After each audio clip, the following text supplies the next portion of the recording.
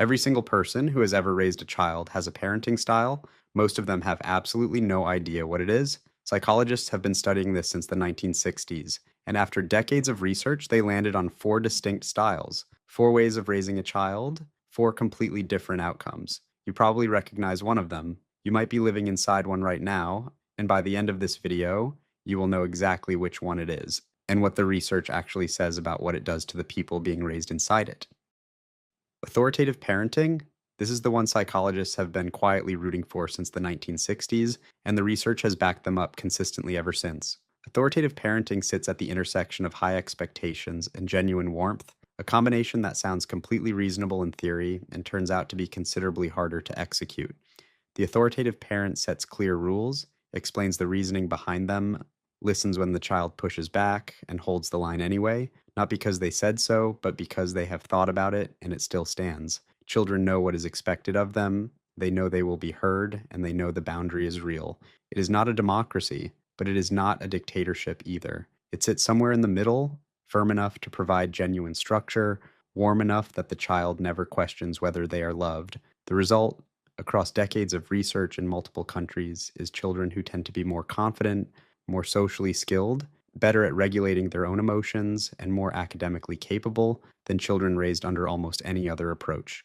The irony is that it is also the hardest style to maintain consistently because it requires the parent to be regulated, thoughtful, and patient at precisely the moments when they are least likely to feel any of those things. Authoritarian parenting, my house, my rules. No further questions. Authoritarian parenting is high on control and remarkably low on warmth, and it has been the dominant approach to child rearing for most of recorded human history, which tells you something about how long it takes culture to genuinely update its defaults. The rules are non-negotiable, the reasoning is not offered.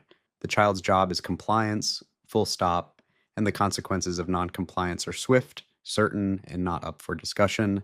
Think of any parent whose primary parenting phrase is, "Because I said so," delivered in a tone that does not invite follow-up questions and has never once received any. From a short-term management perspective, this approach works. Authoritarian households tend to be orderly, children behave well in front of authority figures, and instructions get followed without negotiation. The problems arrive later, and they arrive quietly.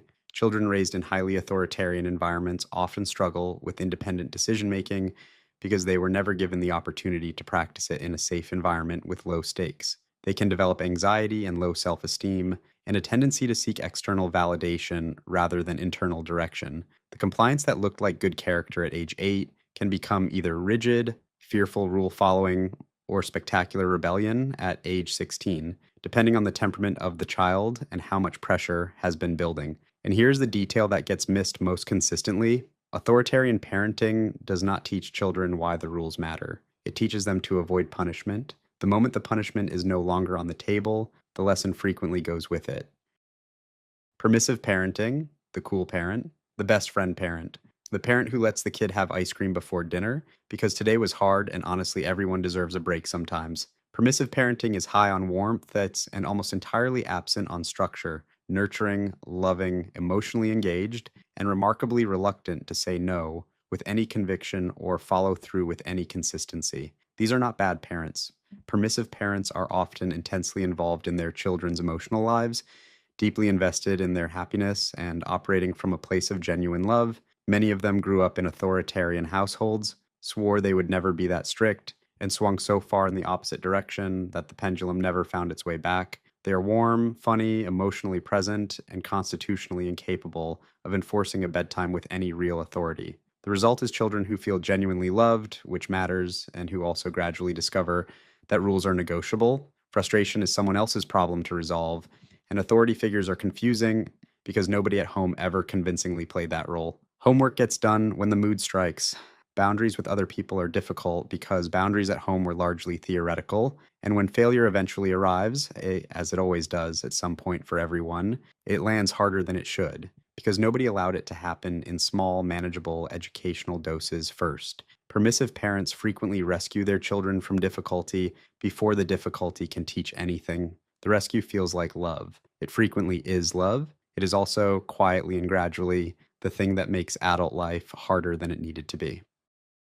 Neglectful parenting, This is the one nobody is raising their hand to claim, and it is also the one that requires the most careful handling because people arrive here through vastly different circumstances, and the category covers a far wider range of situations than the label alone suggests. Neglectful parenting, also called uninvolved parenting, is low on warmth and low on structure simultaneously, which means the child receives neither the emotional connection of the permissive household nor the clear expectations of the authoritarian one. They essentially have neither. The basics may be present: food, shelter, the practical minimums that keep a child physically alive, but consistent emotional engagement, reliable presence, genuine interest in the child's interior life, and the kind of steady guidance that helps a person make sense of the world are largely absent. Think Moira Rose from Schitt's Creek, a woman who does not know her own daughter's middle name and treats this as a mild curiosity rather than a concern. Think the McAllisters from Home Alone, who boarded an international flight before registering that they had left a child behind in an empty house. The reasons parents end up here are varied and often themselves rooted in significant difficulty: mental illness, addiction, poverty, unresolved trauma, or simply having been raised this way themselves and having no alternative model to draw from. The outcomes for children are the most consistently difficult of all four styles: lower self esteem, poorer academic performance, greater difficulty forming secure and trusting relationships, and a persistent private sense of being unseen that can follow a person quietly into adulthood and well beyond it. Some of these children develop an impressive surface level self sufficiency out of pure necessity, learning early to manage without support because support was not reliably available. It looks like resilience from the outside. It is not quite the same thing. Thank you for watching. If you like this video, do subscribe to my channel. See you next time.